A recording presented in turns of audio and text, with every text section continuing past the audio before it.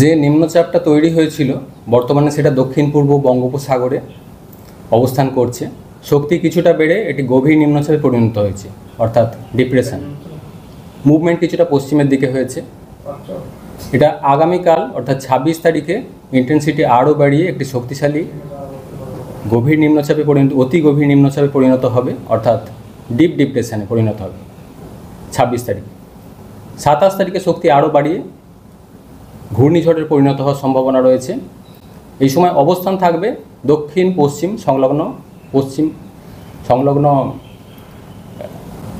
পশ্চিম মধ্য বঙ্গোপসাগর, অর্থাৎ south West adjoining West central বে অফ বেঙ্গলের কাছে।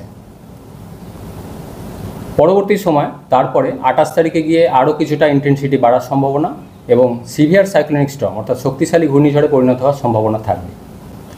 ইনিশিয়ালি সিস্টেমটার গতির অভিমুখ থাকবে উত্তর পশ্চিমের দিকে, তারপর কিছুটা নর্থওয়ার্ড টার্ন নিয়ে উত্তর পশ্চিমের দিকে অগ্রসর হবে এবং আরও পরে গিয়ে আরও কিছুটা নর্থওয়ার্ড ডাইরেকশান নেবে, গিয়ে উত্তর পশ্চিমের দিকে অগ্রসর হবে।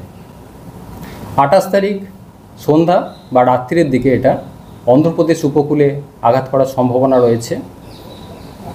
কাকিনাড়ার কাছাকাছি, অর্থাৎ মছলিপট্টনম থেকে কলিঙ্গপট্টনমের মধ্যে কোথাও কাকিনাড়ার কাছাকাছি 28 তারিখ সন্ধ্যা থেকে রাত্রির মধ্যে এটা অন্ধ্রপ্রদেশ উপকূলে ক্রস করার সম্ভাবনা রয়েছে। একটা শক্তিশালী ঘূর্ণিঝড় হিসেবে এই সময় স্পিড থাকার সম্ভাবনা রয়েছে 90 থেকে 100 কিলোমিটার প্রতি ঘন্টায়, দমকা বেড়ে 110 কিলোমিটার প্রতি ঘন্টায়। এর ফার্দার ট্র্যাক বা ইন্টেন্সিটি কী থাকবে সেটা পরে আবার টাইম টু টাইম আপডেট দেওয়া হবে। এটা কন্টিনিউয়াসলি মনিটর করা হচ্ছে। ল্যান্ডফলের পর অর্থাৎ অন্ধ্র উপকূলে আঘাত করার পরবর্তী সময় এটার ইন্টেন্সিটি কী রকম থাকবে এবং গতিপথ ফার্দার কী হবে সেটা পরে আবার ফার্দার আপডেট দেওয়া হবে।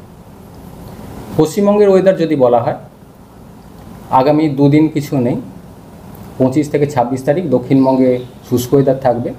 27 তারিখে উপকূলের কাছাকাছি অঞ্চলে দু এক জায়গায় হালকা বৃষ্টির সম্ভাবনা থাকবে, মেনলি দক্ষিণ 24 পরগনা, পূর্ব পশ্চিম মেদিনীপুর, ঝাড়গ্রাম।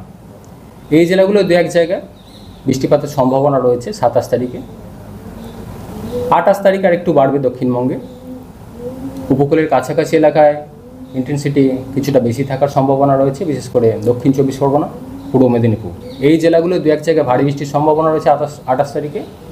আর দক্ষিণবঙ্গের অন্যান্য জেলাগুলো হালকা থেকে মাঝারি ধরনের বৃষ্টিপাতের সম্ভাবনা 28 তারিখে থাকছে। 29 তারিখ বৃষ্টিপাতের পরিমাণ আরেকটু বাড়ার সম্ভাবনা রয়েছে। দক্ষিণবঙ্গে বৃষ্টিপাত মেনলি 28 থেকে 31 তারিখ এই পিরিয়ডটায় কিছুটা বাড়ার সম্ভাবনা। 29 তারিখে ভারী বৃষ্টির সম্ভাবনা রয়েছে উপকূলের কাছাকাছি জেলাগুলো, যেমন উত্তর দক্ষিণ 24 পরগনা, পূর্ব পশ্চিম মেদিনীপুর, ঝাড়গ্রাম, হাওড়া। এই জেলাগুলো 29 তারিখে দু এক জায়গায় ভারী বৃষ্টির সম্ভাবনা রয়েছে। অন্যান্য জেলাগুলো 29 তারিখ মেঘলা আকাশ, হালকা থেকে মাঝারি ধরনের বৃষ্টিপাতেরই সম্ভাবনা থাকবে।